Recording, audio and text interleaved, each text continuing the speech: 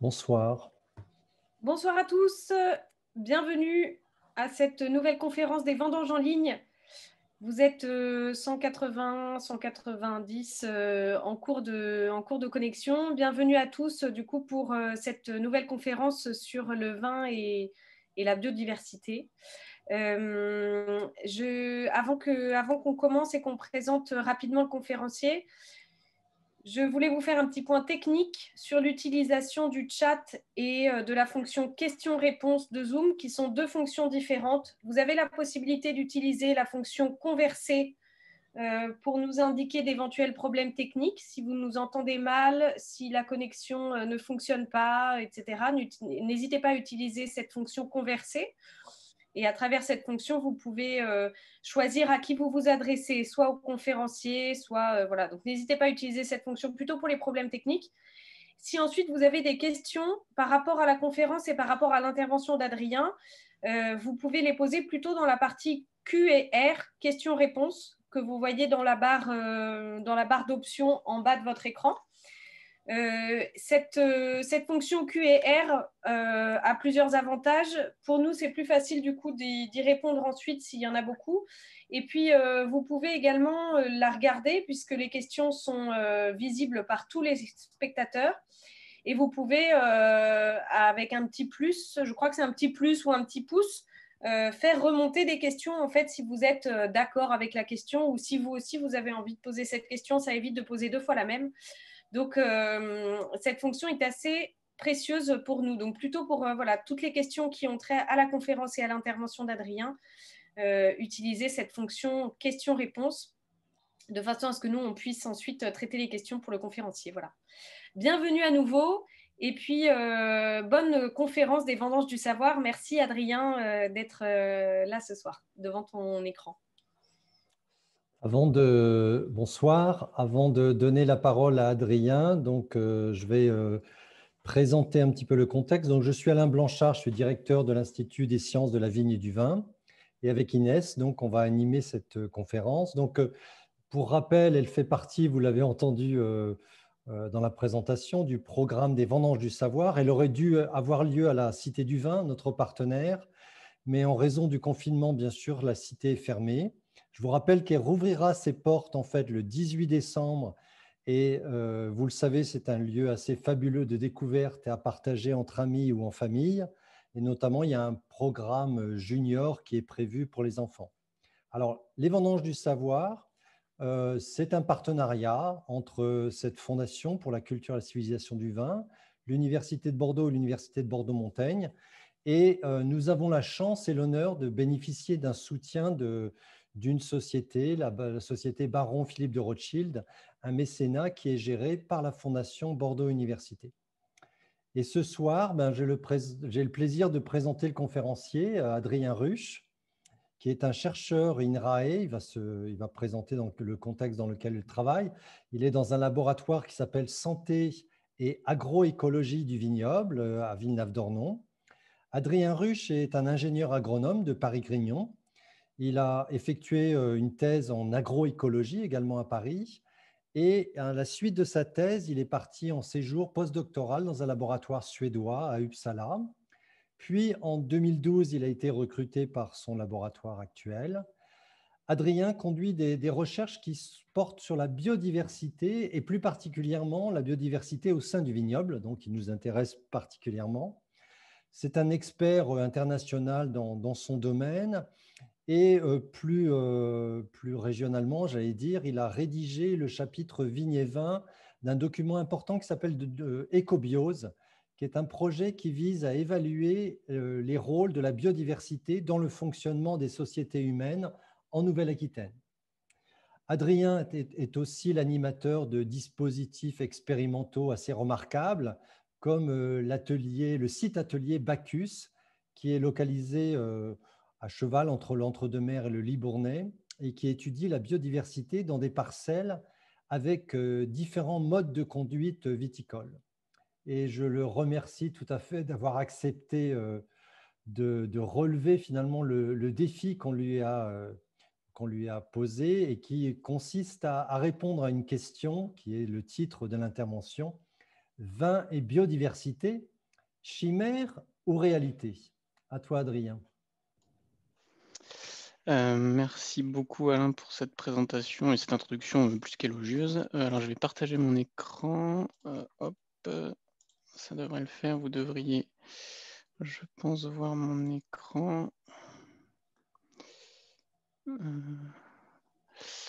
Est-ce que c'est bon? Vous voyez mon écran? Oui. Oui, c'est bon. On Ouais. peut y aller. Ouais, c'est bon. Ok, merci. Oui, donc en effet, moi donc déjà, je vous remercie beaucoup pour cette invitation et, euh, et j'espère que je vais vous apprendre des choses autour du vin et de la biodiversité. La question qui m'est posée, elle est vraiment pas facile parce qu'elle est très large. Elle englobe des dimensions très différentes. Donc, je suis allé piocher des éléments à droite à gauche, un peu en dehors de mon champ disciplinaire. Donc, j'espère ne pas dénaturer les propos des études que je vais vous rapporter ici. J'ai construit mon propos un peu en deux temps. D'abord, je vais vous parler de biodiversité pour un peu qu'on ait un vocabulaire un peu commun pour savoir de quoi on parle, parce que la biodiversité, on en parle beaucoup, mais finalement, on ne sait pas toujours de quoi on parle. Et ensuite, j'arriverai dans un deuxième temps autour vraiment de la question qui m'est posée, autour des relations entre vin et biodiversité. Et puis j'aurai une petite conclusion. On fera cette conclusion ensemble sur les relations qui existent entre biodiversité et viticulture.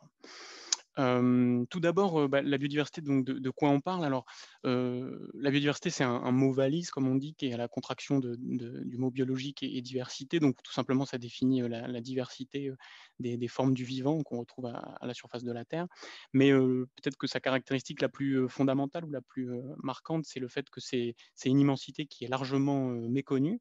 Alors, je vous ai remis ici quelques chiffres pour essayer d'être un peu plus factuel. On estime à l'heure actuelle qu'on connaît 1,3 million d'espèces. Alors quand je dis qu'on connaît, en fait, c'est qu'on leur a donné un nom et qu'on les a un peu décrites. En fait, la plupart du temps, on les connaît très mal, c'est-à-dire qu'on connaît mal leur biologie, on connaît mal leur écologie. Mais pour vous recontextualiser un peu le rapport du connu versus l'inconnu, on estime qu'il existe 8 à 10 millions d'espèces eucaryotes, donc c'est des espèces qui ont ou des organismes qui ont des cellules à noyau.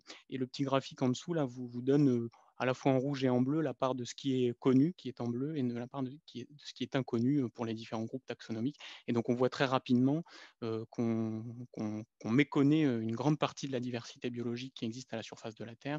Et on connaît certains groupes un peu mieux que d'autres, les animaux en particulier, les insectes notamment, mais les plantes aussi, mais il y a plein d'autres groupes qui restent largement méconnus.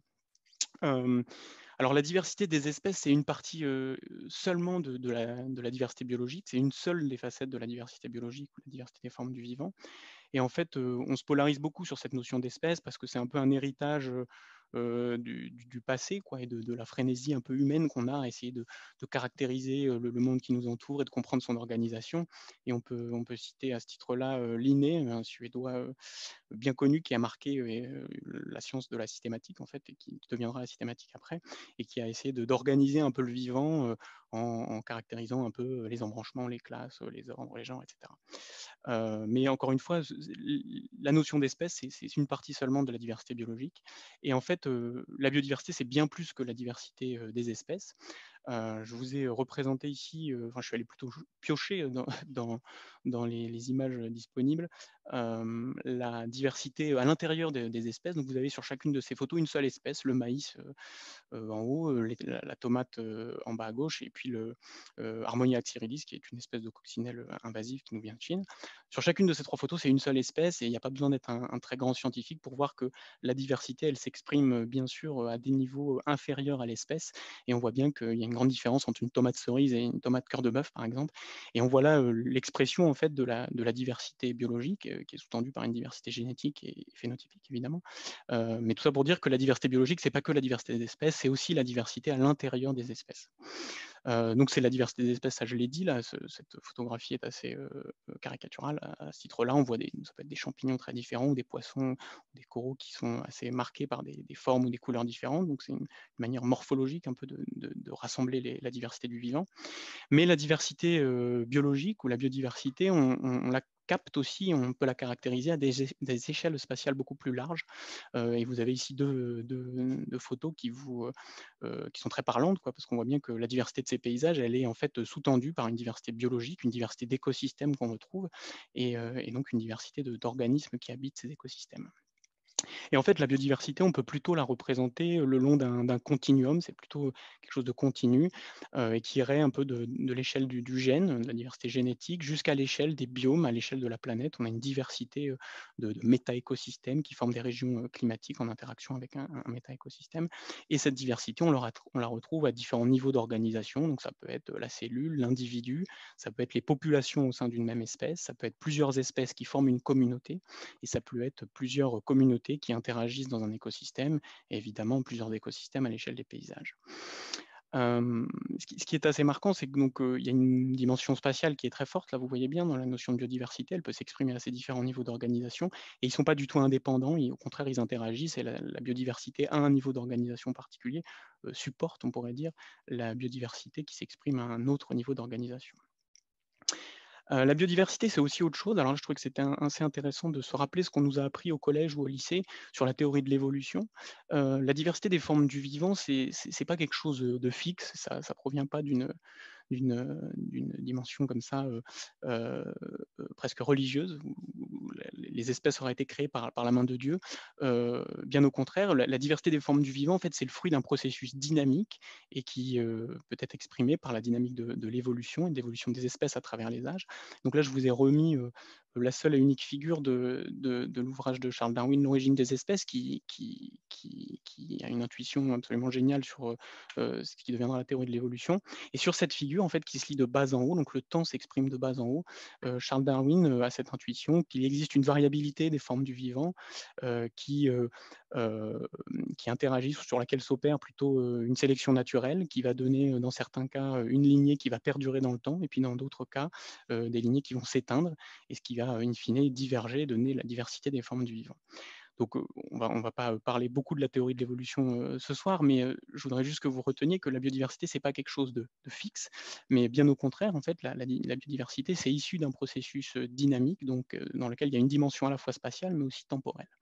Et donc, la conclusion de tout ça, c'est quand on parle de conservation de la biodiversité, l'enjeu, c'est pas de mettre la biodiversité sous clé, comme on pourrait l'imaginer, mais c'est bien de conserver un processus qui est dynamique, un système qui est dynamique, et donc c'est plutôt l'équilibre qu'on va chercher à conserver, en admettant qu'il peut y avoir des extinctions, mais il peut aussi y avoir de l'apparition de nouveaux caractères ou de nouvelles espèces.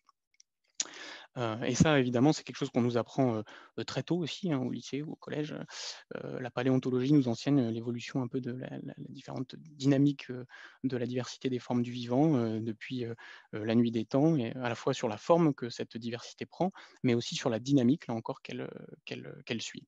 Il est intéressant aussi de noter qu'on nous apprend que la biodiversité a subi à travers les âges différentes crises et différentes extinctions massives, on pourrait dire.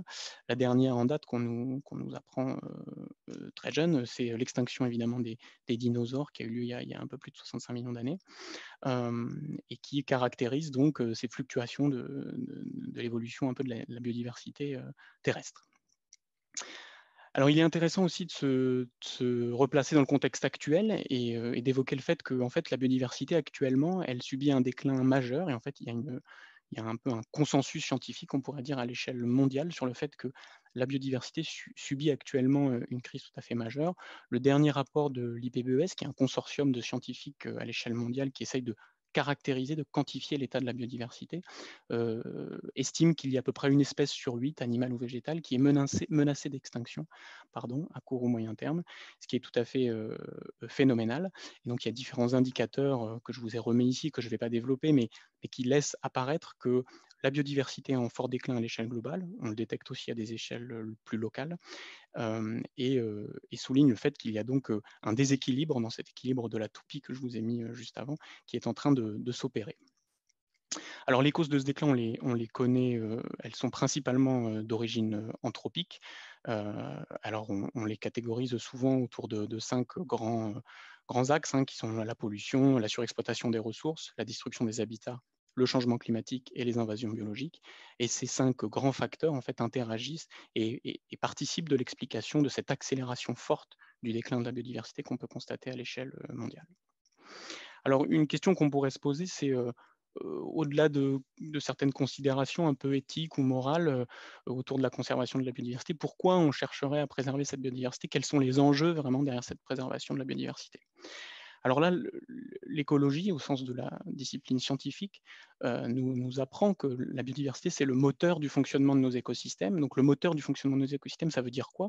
Ça veut dire que la diversité, qu'elle soit génétique, qu'elle soit spécifique, qu'elle soit fonctionnelle, elle participe du fonctionnement des écosystèmes, c'est-à-dire qu'elle est le facteur d'explication de la production de biomasse dans les écosystèmes. C'est aussi l'explication derrière la décomposition de la matière organique et le fait qu'on relargue des nutriments dans les sols utilisables par les plantes, bah, c'est le fruit de la biodiversité.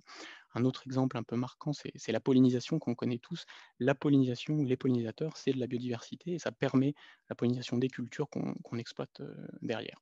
Donc on voit très bien se dessiner des enjeux qui sont bien différents des enjeux éthiques ou moraux, mais qui sont beaucoup plus liés à des questions de durabilité de nos sociétés ou de nos civilisations, parce qu'on a construit nos civilisations exclusivement sur l'exploitation des ressources naturelles et donc sur le fruit ou sur le produit de la biodiversité. Moi, j'aime bien emprunter une image à mon collègue Bernard Chevassus-Saulluy qui explique qu'en fait, on construit, on consomme de la biodiversité passée et que si on est à même de construire des ponts, comme le pont Chaban-Delmas, ou de construire la Cité du Vin, c'est parce qu'on a eu, il y a 2 milliards d'années, des bactéries dans les océans qui ont oxydé le fer qui était dans les océans, qui s'est déposé sous forme de minerais dans le fond des océans et qu'on a pu ensuite extraire avec de l'énergie fossile qui est aussi le produit de la photosynthèse passée.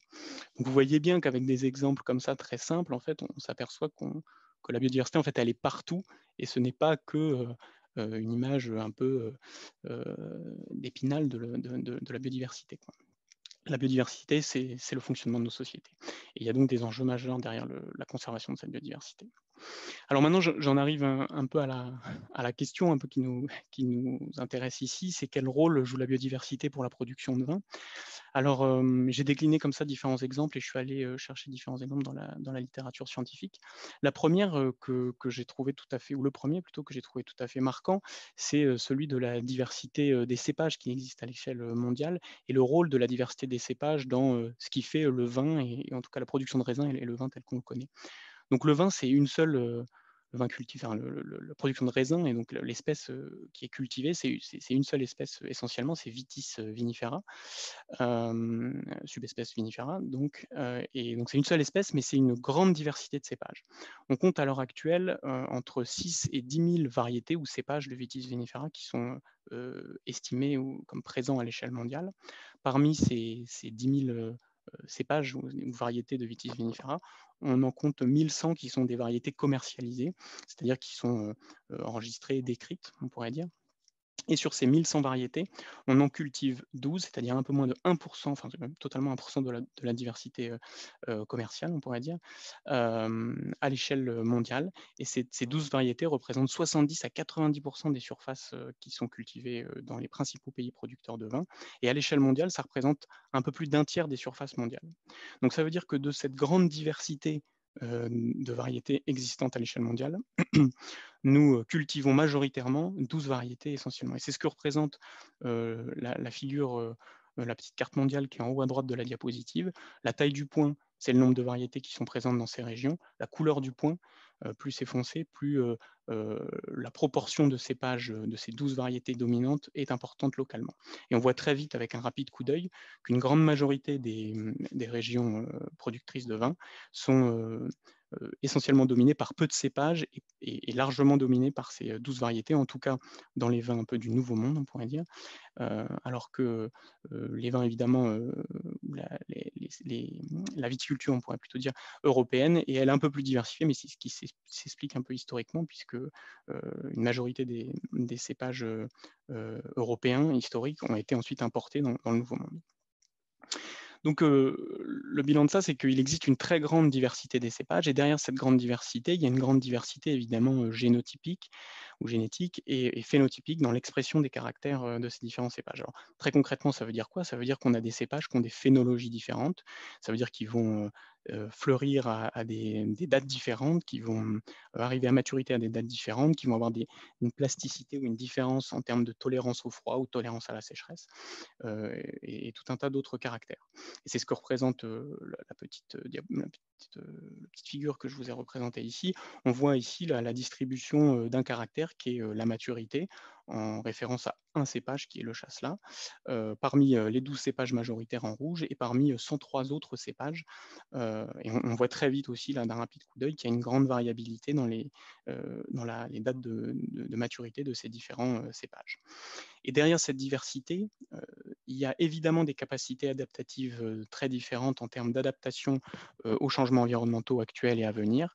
Très concrètement, ça veut dire qu'il y a des contextes climatiques derrière lesquels il va être plus optimal de cultiver tel ou tel cépage parce qu'on va être dans une situation plus ou moins adaptée.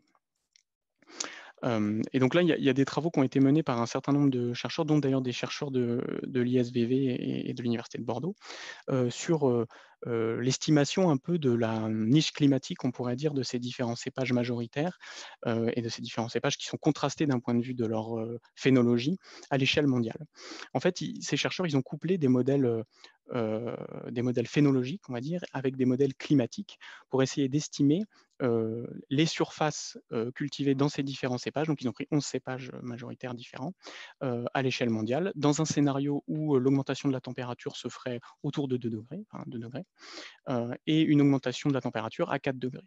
Ils ont rajouté une contrainte à ce scénario. Ils ont autorisé virtuellement, on pourrait dire, puisque c'est de la modélisation, les viticulteurs à conserver essentiellement le cépage qu'ils ont initialement, ou à piocher parmi les 11 cépages qu'ils se sont autorisés à modéliser à l'échelle de leur approche, et donc à l'échelle mondiale. Et les résultats de leur modélisation sont tout à fait frappants et marquants.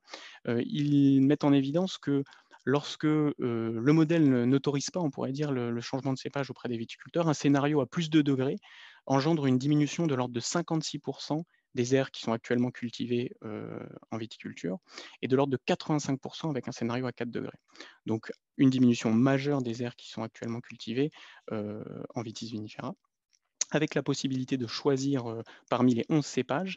Le modèle prédit en revanche une diminution seulement, on pourrait dire, de 24% des aires qui sont actuellement cultivées dans un scénario à 2 degrés et de 58% dans un scénario à 4 degrés. Donc qu'est-ce que ça veut dire, ça, de manière très simple? Ça veut dire que permettre la diversité des cépages, ou en tout cas permettre aux viticulteurs de choisir parmi des cépages qui ont des phénologies différentes et donc qui peuvent être plus ou moins adaptés à des contextes climatiques différents, mais ça permet, dans un scénario d'augmentation de la température à 2 degrés, de diminuer par 2 les conséquences du changement climatique, c'est-à-dire d'avoir finalement plus qu'une diminution de l'ordre de 25% des aires qui sont actuellement cultivées dans un scénario à plus de degrés. Donc c'est concrètement une matérialisation très factuelle du rôle de la diversité intraspécifique, donc la diversité des cépages, qui permet de tamponner les effets du changement climatique sur la distribution des aires cultivées pour produire de la vigne. Bon, mais la biodiversité, donc, c'est aussi d'autres dimensions, ça vous l'avez bien compris. Un exemple assez marquant, c'est que la biodiversité, c'est aussi, ou ça peut être, une alliée pour protéger la vigne. Dans cette étude qu'on a conduite ici au laboratoire avec nos collègues de la LPO et notamment Johan Charbonnier, on s'est d'abord posé la question de la diversité et de l'activité des chauves-souris dans le vignoble bordelais. On s'est demandé si les chauves-souris exploitaient les surfaces en vigne, on pourrait dire, et est-ce qu'elles se plaisaient dans les paysages viticoles. Donc pour cela, on a enregistré l'activité des chauves-souris dans ces paysages-là, et on s'est rendu compte déjà que ces paysages viticoles étaient habités par 19 espèces de chauves-souris différentes, sachant qu'on en compte 22 en Gironde et 34 à l'échelle de la France métropolitaine. on a d'abord eu l'agréable surprise, on pourrait dire, de trouver une diversité relativement élevée de chauves-souris dans les paysages viticoles. Ensuite, on s'est demandé qu'est-ce que venaient faire ces chauves-souris dans les paysages viticoles, et on a constaté que les chauves-souris augmentaient leur activité lorsqu'il y avait la présence d'un papillon ravageur de la vigne, qui est l'Obesia botrana, qui est un papillon qui s'attaque, enfin, en tout cas qui pond ses œufs sur la vigne, et sa larve s'attaque aux baies de raisin, produisant des pertes de rendement. Donc on a eu là la preuve, ou un début de preuve, que les chauves-souris venaient dans les paysages viticoles, notamment pour y trouver de la ressource, et cette ressource, elle peut être des espèces qui sont nuisibles pour la viticulture, en l'occurrence ici une tordeuse de la grappe. Donc ensuite, pour confirmer cette première élément de preuve, on a ensuite récolté des fécesses, des crottes de chauve-souris, tout simplement, dans différentes zones françaises, donc en Gironde, mais aussi en Bourgogne. Et on a extrait l'ADN contenu dans ces crottes de chauve-souris pour essayer d'identifier la nature de ces proies.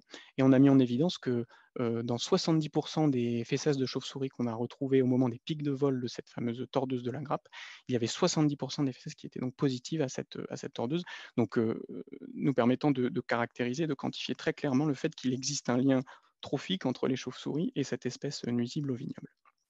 Donc la biodiversité, c'est plutôt, là en l'occurrence, une alliée pour protéger la vigne. Ensuite, on a nos collègues chiliens, là, dans la vallée de Maipo, au Chili, qui sont allés un peu plus loin, qui ont fait à peu près le même travail, mais qui en plus sont allés plus loin, puisqu'ils ont isolé une partie de certains vignobles en mettant des grands filets, comme vous voyez sur la photographie, pour isoler ces vignobles-là des chauves-souris. Donc c'était des filets qui étaient mis essentiellement la nuit, pour pouvoir un peu mesurer l'impact de l'activité de chasse des chauves-souris sur les populations de certains insectes phytophages, dont des papillons très proches de la tordeuse que je vous ai présenté rapidement. Et ces collègues ont très bien mis en évidence que lorsque les chauves-souris sont exclus des vignobles, on a des dégâts qui sont beaucoup plus importants sur la vigne que dans une situation où les chauves-souris ont accès au vignoble. En l'occurrence, ici, en fin de saison, ils ont mis en évidence qu'il y avait de l'ordre de 5 à 6 baies détruites dans la modalité exclue versus une baie détruite en moyenne dans la modalité sans exclusion.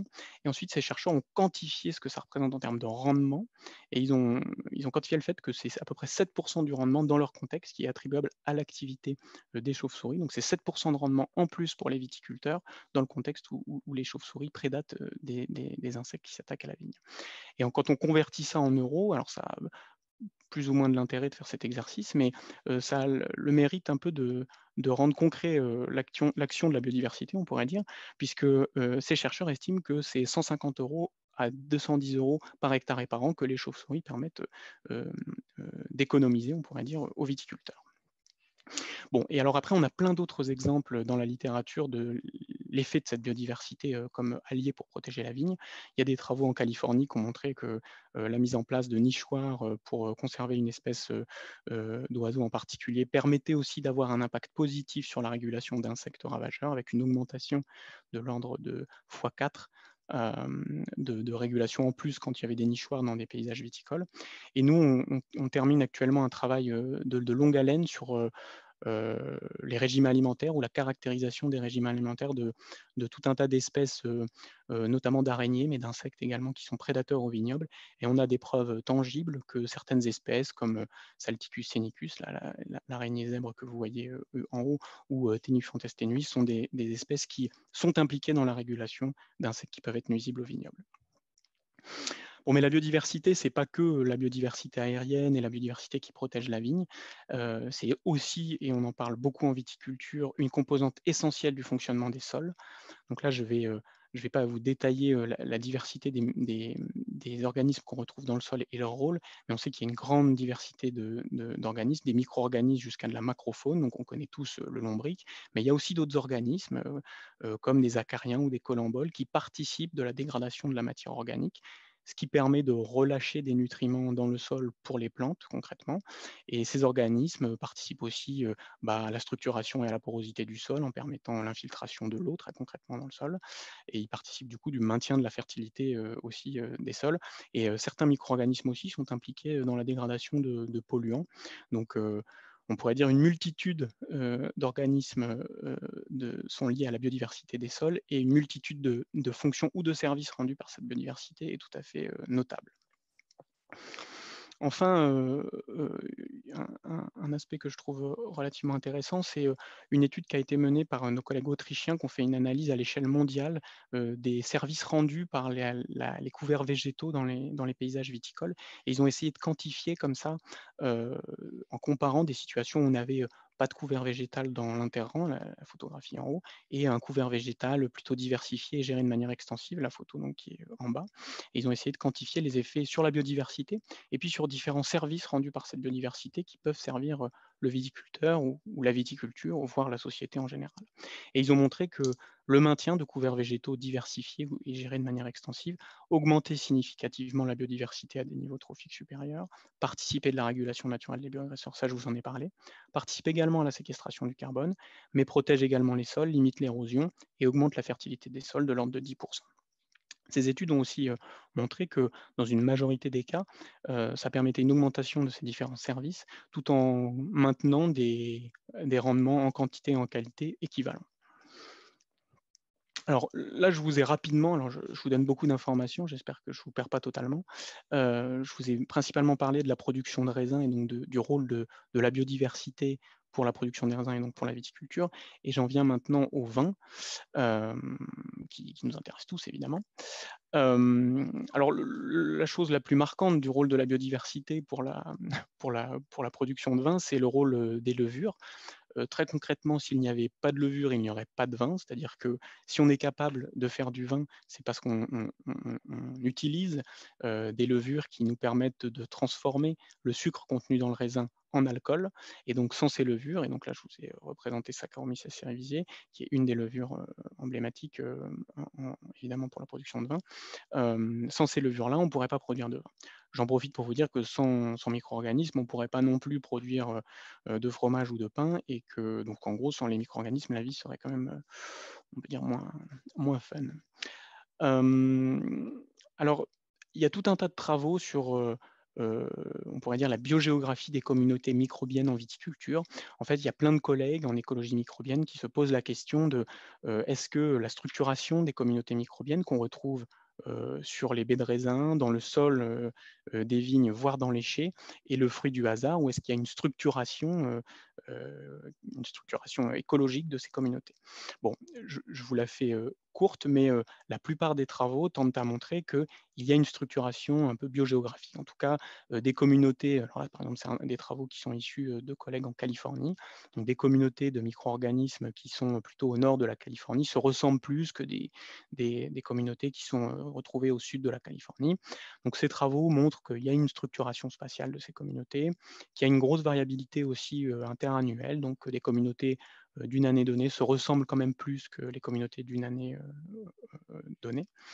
Et par ailleurs, il y a d'autres collègues dans des travaux beaucoup plus récents, là ça c'est un préprint que j'ai trouvé il y a quelques jours sur internet, qui a fait un peu ce travail à l'échelle mondiale et en essayant de caractériser la biodiversité microbienne des sols en viticulture dans tout un tas de pays. Et en gros, il montre que évidemment les communautés microbiennes qui viennent d'Australie se ressemblent un peu plus entre elles que si on compare des communautés microbiennes entre l'Australie et le Portugal, par exemple. Tout ça, ça nous dit quoi? Ça nous dit que c'est une interaction entre un climat, un type de sol, des pratiques viticoles très probablement, qui façonnent en fait les communautés microbiennes. Mais j'en viens un peu à la question qui m'intéresse en fait, c'est que ces travaux suggèrent aussi que potentiellement les communautés microbiennes et les communautés de levure en particulier pourraient avoir un rôle dans l'effet de terroir, qui est quelque chose de très notable hein, en œnologie. Et donc il y a tout un tas de papiers, dont beaucoup de papiers d'ailleurs de la part de nos collègues de l'ISVV, autour de ce lien entre, on pourrait dire, biodiversité des micro-organismes ou des levures et typicité ou en tout cas effet terroir. Et alors là, on trouve plein d'études qui sont en fait contradictoires et on s'aperçoit qu'il y a dans certaines études des débuts de preuves qui tentent à montrer que les micro-organismes contribuent à cet effet de terroir et en revanche d'autres études qui viennent les contredire. Donc la conclusion de tout ça, c'est qu'il n'y a pas de consensus scientifique sur cette question. Il y a un débat qui est assez intense, on pourrait dire en tout cas. Mais ça m'a amené à me poser la question finalement, en œnologie et en viticulture de manière générale, on parle beaucoup de cette notion de terroir. Est-ce que la biodiversité finalement trouve écho, ou est-ce que plutôt le terroir trouve écho dans la biodiversité? Est-ce que ces notions-là sont très liées? Alors au-delà du rôle potentiel des micro-organismes, dans l'effet de terroir, en fait, il est assez intéressant de regarder, la définition qu'on a du terroir, hein. Je vous avoue que j'avais jamais regardé la définition du terroir que produit l'Organisation internationale de la vigne et du vin, et en fait, j'ai été marqué parce qu'évidemment, en fait, dans le terroir, alors ça va peut-être paraître évident pour plein de gens, mais bon, c'est l'interaction entre un milieu physique et biologique, et donc derrière biologique, ça veut dire quoi? Ça veut dire que le terroir, ça inclut des caractéristiques qui ont des spécifiques de sol, c'est marqué, de la topographie, du climat, mais aussi du paysage et de la biodiversité. Et finalement, la biodiversité, elle est présente dans le sol, je vous l'ai rapidement évoqué, elle est aussi présente dans les paysages, et on peut peut-être avoir un début de preuve que les micro-organismes participeraient peut-être de cet effet de terroir. Donc la conclusion de tout ça, c'est que la biodiversité, elle est évidemment incluse dans la notion de terroir, et donc participe de la caractéristique, on pourrait dire, des vignobles à l'échelle mondiale. Alors ensuite, il y a tout un tas de travaux là qui sont plutôt menés, en sciences sociales ou en sciences économiques, qui ont essayé de caractériser un peu, la perception qu'avaient, les visiteurs, des consommateurs, les vignerons, ou alors des organismes qui sont impliqués dans la promotion des vins, autour de, la biodiversité. Et il est assez intéressant de noter qu'en fait, dans, les enquêtes, alors je vous passe, les méthodes, hein, évidemment, c'est des méthodes d'enquête, de questionnaires, on montre des photos à des consommateurs, ils doivent choisir ce qu'ils préfèrent. La biodiversité ressort comme un élément, très important, et comme en fait, porteur de valeurs esthétiques et culturelles du paysage. Alors les valeurs esthétiques, on les comprend assez aisément, c'est-à-dire qu'un paysage diversifié, ça fait plus plaisir qu'un paysage de monoculture de vigne, jusque-là on est assez d'accord. Mais ce qui ressort, également, c'est que derrière, la biodiversité, les consommateurs en particulier mettent, des valeurs, culturelles, en fait, derrière ces paysages, et en fait, si un certain nombre de vignobles à l'échelle mondiale sont enregistrés au patrimoine mondial de l'UNESCO, c'est aussi parce que, et c'est surtout en fait, parce qu'ils sont, garants, on pourrait dire, d'un patrimoine culturel et d'une stabilité de ces paysages. Et donc finalement, on retrouve de manière un peu plus implicite, mais, la biodiversité dans ses valeurs, culturelles et esthétiques. Et j'ai trouvé intéressant de vous, évoquer cette étude qui est conduite par des, collègues italiens, là, dans le nord de l'Italie, où ils ont pris des paysages viticoles. Ils ont posé des questions à la population sur, qu'est-ce qui était pour eux un paysage viticole traditionnel de leur région, en leur montrant des photos, là encore.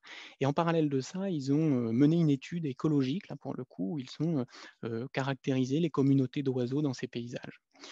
Et ce qui ressort de leur étude, c'est qu'il y a une corrélation, pardon, très forte entre la valeur culturelle que mettent les habitants de ces paysages, derrière les paysages viticoles, et la capacité de ces paysages à préserver les espèces, et une espèce en particulier qui est le rouge-queue à front blanc.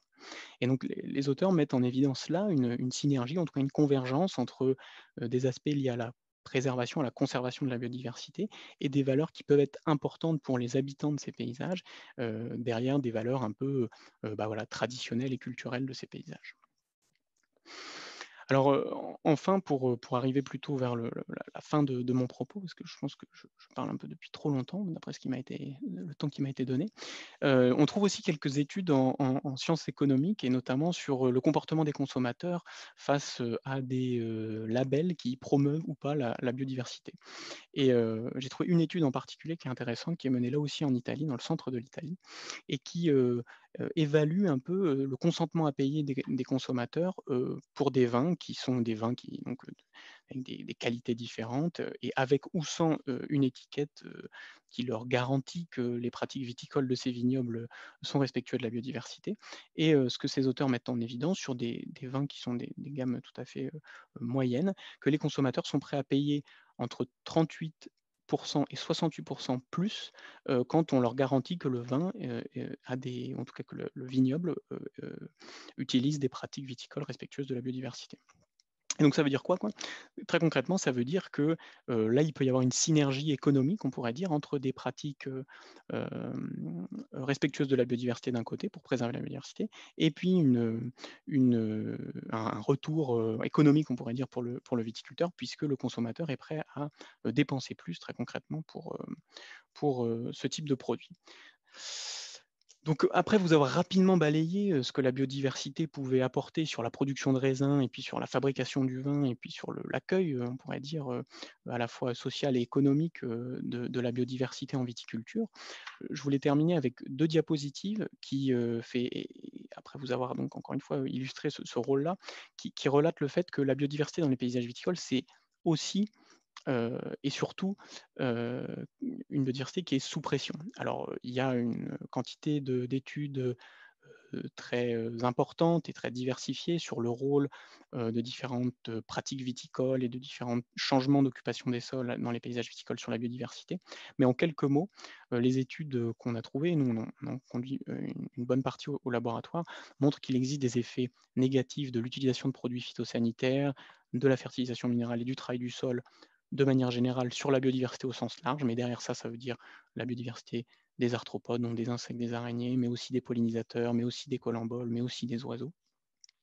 Et il y a des effets négatifs de la simplification et de l'homogénéisation des paysages viticoles, donc en gros la fragmentation des habitats semi-naturels, donc comme des haies, des prairies ou des forêts, qui sont des habitats très importants, qui sont réservoirs de biodiversité et que beaucoup d'espèces utilisent pour réaliser leur cycle de vie. Et ben, cette homogénéisation, cette simplification, on sait qu'elle tend évidemment à limiter la biodiversité ou en tout cas à empêcher tout un tas d'espèces de pouvoir s'établir dans les paysages viticoles. Et il faut garder à l'esprit que évidemment ces facteurs-là sont en interaction avec d'autres facteurs à des échelles spatiales différentes, comme le changement climatique ou les invasions biologiques qui n'arrangent pas l'état de la biodiversité dans ces paysages-là. Donc pour conclure, j'en arrive à ma conclusion, je suis désolé si j'étais peut-être un peu plus long que ce qu'on m'a demandé de faire, mais la question de ces vins et biodiversité, chimère ou réalité, donc la réponse, elle est, il me semble, évidente. C'est évidemment pas une chimère, c'est une réalité. J'ai essayé de vous l'illustrer à travers différents exemples, mais en fait, on voit très bien que la biodiversité, elle est au service de la viticulture et au service de la production du vin, donc c'est clairement une réalité. Mais par ailleurs, on sait, et j'ai pas le temps d'en dire plus, mais que c'est un capital qui est très fragile, qui est soumis à de rudes pressions et qu'il existe des voies hein, pour faire converger préservation de la biodiversité et production de vin et que les pratiques de l'agroécologie peuvent contribuer à ça, mais que ce n'est pas un chemin qui est facile et que c'est un peu une ligne de crête, quoi. Et le dernier point que je voulais peut-être évoquer, c'est que la biodiversité, je pense que c'est avant tout un atout pour les viticulteurs, pour la filière et pour les acteurs des territoires viticoles, parce que ça permet de mettre aussi les gens autour de la table et pour discuter ensemble de questions qui relèvent un peu du bien commun. Et je vous ai illustré rapidement les avantages un peu économiques que peuvent tirer les viticulteurs, au moins la filière, des services rendus par la biodiversité. Donc je pense que c'est tout à fait une réalité. Voilà, et excusez-moi si j'étais un peu long. Activé. Merci beaucoup, Adrien. Super. C'était. Non, tu es dans le temps imparti. Il y aura moins de questions, tant pis. Non, non, c'est super. Merci beaucoup. On a pas mal de réactions des gens qui nous écoutent. Merci d'avoir suivi cette conférence. Vous êtes toujours 280 connectés. Donc, c'était sur toute la conférence à peu près la moyenne. Donc, tu n'as perdu personne. Bravo. Je suis content.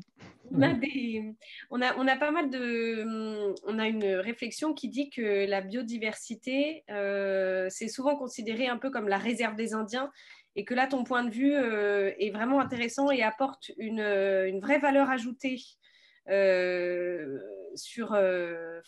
ton point de vue est très intéressant sur la valeur ajoutée apportée par la biodiversité pour la filière. Et du coup, la première question, c'est de savoir s'il existe des actions de communication en direction des professionnels qui peuvent apporter ce point de vue-là. Est-ce que toi, Aline Rae, vous rendez public vos travaux de recherche vers la filière et de quelle manière? Oui, alors là, il y aurait beaucoup à dire, mais alors oui, nous, on communique à titre, on va dire, presque individuel, quoi, sur les travaux qu'on mène au laboratoire. Là, j'ai présenté vraiment un panorama de recherche qui dépasse largement ce qui se fait au laboratoire. Et donc oui, évidemment, les instituts de recherche communiquent, et il y a aussi tout un tas y a toute une chaîne, on pourrait dire, d'acteurs qui participent au transfert de connaissances entre la recherche et les viticulteurs. Il y a des cellules de transfert, il y a aussi un travail partenarial qu'on réalise en direct avec les viticulteurs. Donc, Alain l'évoquait un peu dans son introduction, on a un site atelier là, qui s'appelle Bacchus, et sur lequel on travaille en direct avec les viticulteurs, à la fois pour traiter des questions de recherche, mais aussi pour enclencher le changement directement et faire du transfert de connaissances, on pourrait dire, plus rapidement, quoi. Donc oui, il y a plein d'initiatives autour de ça. Est-ce que tu crois que la biodiversité, est-ce qu'il n'y a pas des cas où elle est néfaste? Alors évidemment, hein, forcément, j'ai un peu insisté sur ce qui semble, enfin en tout cas sur les effets positifs de la biodiversité. Et évidemment, comme la biodiversité, c'est la diversité des formes du vivant, il y a plein de formes néfastes de la biodiversité, mais souvent, ces formes néfastes proviennent aussi de ce fameux déséquilibre que j'ai essayé d'illustrer par une toupie engendrée par les actions humaines. Mais évidemment, en viticulture, enfin, il est difficile de ne pas parler par exemple, de la cicadelle de la flavescence dorée, hein, qui est donc une espèce invasive qui a été introduite avec du matériel végétal en Europe, mais qui se nourrit sur différentes plantes, en gros, et qui transfère un phytoplasme qui permet, qui entraîne le dépérissement du vignoble, en tout cas une partie. Et donc là, c'est un bon exemple de biodiversité néfaste. Mais mon propos, c'était plutôt de dire on n'avance pas beaucoup si on réfléchit comme ça, néfaste ou pas. C'est plutôt cette notion d'équilibre dynamique qui est importante, quoi. C'est-à-dire qu'évidemment, il n'y aura pas que des vertus à la biodiversité, mais ce n'est pas tellement l'objectif, quoi. L'objectif, c'est plutôt de concilier une préservation d'une dynamique, quoi, et de ce potentiel, et d'en tirer le plus de profit, entre guillemets, possible, quoi. Merci beaucoup. Est-ce que tu as quelques mots éventuellement à dire sur les cépages hybrides ou interspécifiques que l'on trouve notamment en Allemagne, en Belgique et qui résistent mieux à certaines maladies ou champignons? Ouais, alors, moi, je suis pas du tout spécialiste de ces questions-là. Je pense que mes collègues à l'UMRSA auraient plein de choses à dire là-dessus. Mais ça fait probablement référence donc aux cépages résistants. Euh, alors, la résistance, c'est quelque part aussi une exploitation de la biodiversité qui existe, quoi. Et donc, on a mis au point, je dis on, mais en fait, ça représente plein de personnes différentes. Il a été mis au point des variétés qui sont résistantes aux champignons et qui permettent, donc qui sont des leviers très forts pour limiter l'utilisation de produits phytosanitaires, quoi. Donc j'ai pas beaucoup plus à dire là-dessus, si ce n'est qu'en effet, c'est quelque chose qui existe et qui est quelque part la production de la biodiversité façonnée par l'homme, quoi. Est-ce que comment mettre en avant la biodiversité pour le producteur qui la respecte?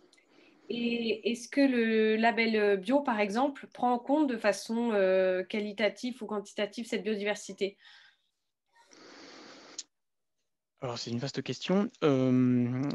La première partie de la question, elle est Comment, comment... pour un producteur en fait qui prendrait en compte cette biodiversité et Ouais. qui ferait très attention, comment le mettre en avant? Est-ce qu'il y a des labels? Est-ce que le label, Non, par alors, exemple, ça peut être une ok. façon de faire ou pas? Ouais, Moi, c'est ouais, comme ça que je comprends la il question. n'existe pas de label, alors il y a probablement des initiatives individuelles, mais il n'existe pas de label qui serait comme le label agriculture biologique, qui reconnaîtrait une sorte de pratique plus vertueuse, plus respectueuse de la biodiversité. Donc ça n'existe pas. Après, il existe, l'exemple que je vous ai donné, c'est un label qui existe vraiment et qui est utilisé dans certains vignobles italiens. Donc voilà, il y a des initiatives comme ça. Après, sur les effets des pratiques de l'agriculture biologique sur la biodiversité, alors nous, on travaille beaucoup là-dessus au laboratoire, donc c'est un sujet qui nous passionne, mais il n'y a pas dans la charte de l'agriculture biologique, en gros, c'est un cahier des charges qui se veut plus respectueux de l'environnement dans le principe, mais on n'a pas d'exigence de résultat, on pourrait dire, sur les effets de ces pratiques sur la biodiversité. On a plein d'exemples de pratiques qui sont autorisées en agriculture biologique, qui ont des effets néfastes sur la biodiversité. L'utilisation du cuivre s'en est une, qui n'est pas d'ailleurs que liée à l'agriculture biologique. Le travail des sols, très important, peut aussi avoir un impact sur la biodiversité. Donc, l'agriculture biologique, ce n'est pas une très bonne entrée dans la question de la biodiversité. Et il y a des effets positifs des pratiques de l'agriculture biologique, comme il y a des effets négatifs. Merci beaucoup, Adrien. On a une question sur l'intervention de l'activité humaine. S'il n'y avait pas d'intervention de l'activité humaine dans l'extinction des espèces, peut-on estimer quel est le pourcentage d'extinction naturelle? Ça, c'est une question trop compliquée. J'ai pas de réponse à ça. Non, non, je peux pas répondre à cette question, mais euh, non, non, enfin, en fait, c'est inestimable. Enfin, on ne peut pas arriver à estimer ça, quoi. Il faudrait un monde témoin Ouais. sans hommes, et jusqu'à l'heure actuelle, ça n'existe pas. Oui. On a une question très précise sur les levures. S'il existe une signature biogéographique des levures, le fait d'augmenter la biodiversité sur la parcelle et donc l'écosystème ne pourrait pas permettre d'amener d'autres types de levures indigènes plus favorables pour démarrer un pied de cuve, par exemple? Oui, alors c'est un peu ça que recherche. Alors encore une fois, là, moi je suis pas du tout spécialiste de cette question, mais c'est un peu ça que suggèrent les études que je vous ai présentées rapidement. Et en fait, on s'aperçoit que les études qui sont menées ensuite, par la suite, notamment par les collègues de Bordeaux, montrent que ce lien-là, il n'existe pas forcément, quoi.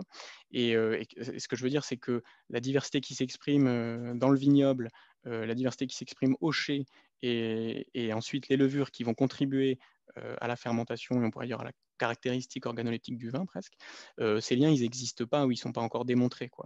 Et ce qui est sûr, c'est que les pratiques et les interventions humaines, qu'elles soient dans la parcelle et surtout au chai, sont absolument, comment on pourrait dire, des facteurs déterminants en fait des caractéristiques des communautés microbiennes. Et donc ce lien-là qu'on aimerait bien, hein, c'est-à-dire un vignoble où il y a plus de biodiversité, qui participerait à cet effet terroir qu'on retrouverait ensuite dans le produit final. Je pense, d'après ce que j'ai compris des études que j'ai lues et des avis et des opinions des collègues que j'ai pu prendre, que ça relève un peu de l'idéal ou de l'utopie, et qu'on n'en est pas là, quoi. Donc voilà. On a deux questions concernant la biodynamie. La recherche s'intéresse-t-elle à la biodynamie pour l'anoblir en lui conférant des fondements scientifiques incontestables? Et la deuxième question sur la biodynamie, c'est s'agissant de la théorique dynamique de l'évolution, sans vouloir monopoliser trop la parole sur cette question, l'ontogénèse que l'on retrouve beaucoup dans l'agriculture biodynamique est-elle à rejeter complètement? Donc ça, c'est deux questions plutôt autour de la biodynamie. Est-ce que tu as des choses à dire là-dessus? Alors, j'ai pas grand-chose à dire sur la biodynamie, non pas que parce qu'il n'y a rien, mais parce que moi, je connais très mal le sujet. Je pense pas, alors je suis pas le porte-parole de la recherche non plus, mais je pense que la recherche s'intéresse à la biodynamie. Alors, en viticulture, en particulier, je ne sais pas. Mais si elle s'y intéresse, en tout cas, il n'y a pas un effort de recherche colossal, c'est ce que je peux dire, parce que je ne connais personne qui travaille sur cette question-là. Et donc, je n'ai pas d'éléments à apporter sur cette question. Je suis désolé. Est-ce que tu crois qu'il faut supprimer l'usage des diffuseurs de phéromones au vignoble?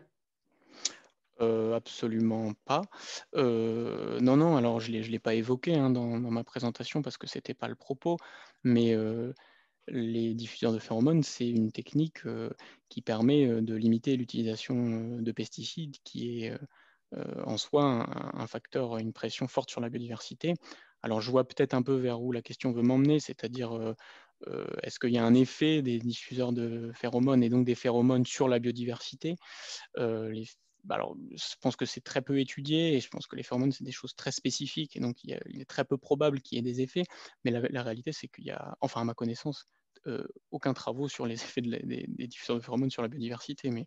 Mais dans cette balance gestion des produits phytosanitaires versus diffusion et régulation des populations ravageurs par les phéromones, je pense que le choix est vite fait, quoi.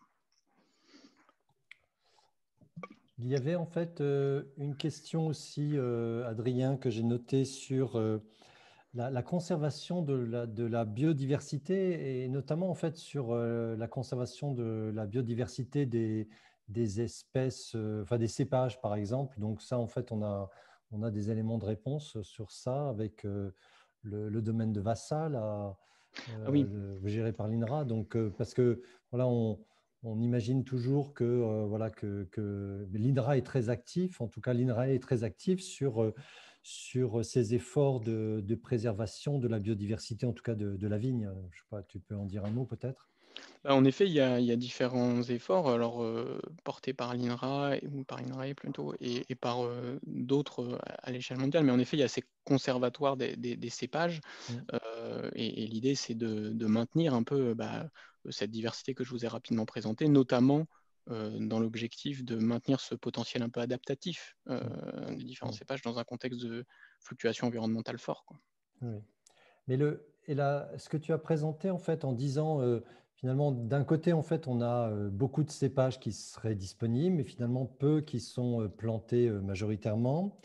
Et est-ce que c'est pas quelque chose finalement qu'on retrouve sur beaucoup d'espèces ligneuses finalement? Parce que par exemple il y a ce problème aussi sur la diversité génétique de l'orme par exemple qui pose des problèmes, etc.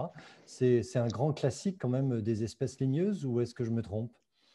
Mais je pense que c'est un grand classique de l'agriculture, on pourrait le dire comme ça, en fait. Mm. C'est-à-dire que, je pense que l'homme, a eu un peu cette démarche-là, quoi. C'est-à-dire quand on parle d'homogénéisation des paysages agricoles, on ne parle pas que de la fragmentation des habitats non cultivés, c'est aussi qu'on a, répandu à la surface de la terre, sur des surfaces, agricoles importantes, des variétés qui se ressemblent ou voire qui sont les mêmes, quoi. Donc, Mm. Mm. cet appauvrissement-là, je pense qu'il est plutôt lié à l'agriculture et l'agriculture, on pourrait dire moderne, quoi. Alors, il y a dans les questions et les réponses, il y a aussi en fait des réponses qui ont été apportées en fait sur la biodynamie. Alors, effectivement, il y a des études qui sont faites en biodynamie dans plusieurs régions de France, régions viticoles de France, y compris d'ailleurs en Aquitaine. Là, il y a une personne qui mentionne des études dans les Pays de Loire qui étudie l'impact de l'utilisation des préparations biodynamiques de base sur la biodiversité. Alors en fait, c'est aussi des choses qui sont intéressantes en la biodynamie, finalement, ces préparations de base, se demander est-ce qu'elles contribuent est-ce qu'elles ont un effet d'éliciteur finalement des défenses de la plante, etc. Bon, voilà, mais ça nous envoie un petit peu plus loin que l'exposé d'Adrien aujourd'hui, qui était Ouais. consacré en fait à la biodynamie. C'est des choses qui sont travaillées par ailleurs à l'ISVV et notamment dans l'UMR SAV. Ouais, tout à fait, oui. Sur ces questions-là, moi, je ne suis pas du tout, compétent, mais j'ai, plusieurs collègues ici qui pourraient, Mm. répondre, avec plaisir à ces questions-là. Voilà, je ne sais pas si Inès, si tu as remonté, enfin, relevé d'autres questions, autrement on va libérer tout le monde. Mais je suis en train de relire, il y en a encore quelques-unes, mais il me semble que vous y avez déjà répondu pas mal. Donc, de toute façon, Adrien, je te les ferai passer par mail et puis toi, tu auras les coordonnées des personnes à qui tu pourras répondre directement. Donc, D'accord. oui, je pense qu'on va pouvoir conclure cette conférence. Merci beaucoup, Adrien. Voilà, Bah, donc merci à vous. oui, merci à tous, merci aux nombreux internautes. Je vous rappelle en fait que le prochain rendez-vous des Vendanges du Savoir est fixé au mardi 19 janvier, donc après les fêtes, je vous souhaite excellentes. Donc marquez bien ça dans votre agenda, mardi 19 janvier, sur le thème des épidémies de la vigne. Alors initialement, on avait prévu une rencontre autour de cette thématique au sein de la Cité du Vin. On va voir comment la situation finalement sanitaire évolue. En tout cas, le rendez-vous est pris. Nous vous offrirons en fait soit une conférence en ligne, soit une conférence à la Cité du Vin sur ce thème. Et donc, on va vous tenir informés sur les sites web et puis sur les réseaux sociaux. Donc, à très bientôt et un grand merci à nouveau à Adrien et à vous tous. Au revoir. À Et pour bientôt. conclure, le replay de cette conférence sera disponible sur la chaîne YouTube de l'ISVV, l'Institut des sciences de la vigne et du vin, sur la chaîne YouTube de la Cité du Vin aussi. Donc, vous pourrez visionner cette conférence à nouveau. Vous n'aurez probablement pas accès à la présentation, enfin au support de présentation PDF, mais vous pourrez revoir cette conférence en replay d'ici la fin de la semaine quand on aura traité les fichiers vidéo. Très bonne soirée à tous et merci encore Adrien pour cette conférence très claire et qui ouvre beaucoup sur la biodiversité et le vin. Merci. Au revoir à tous.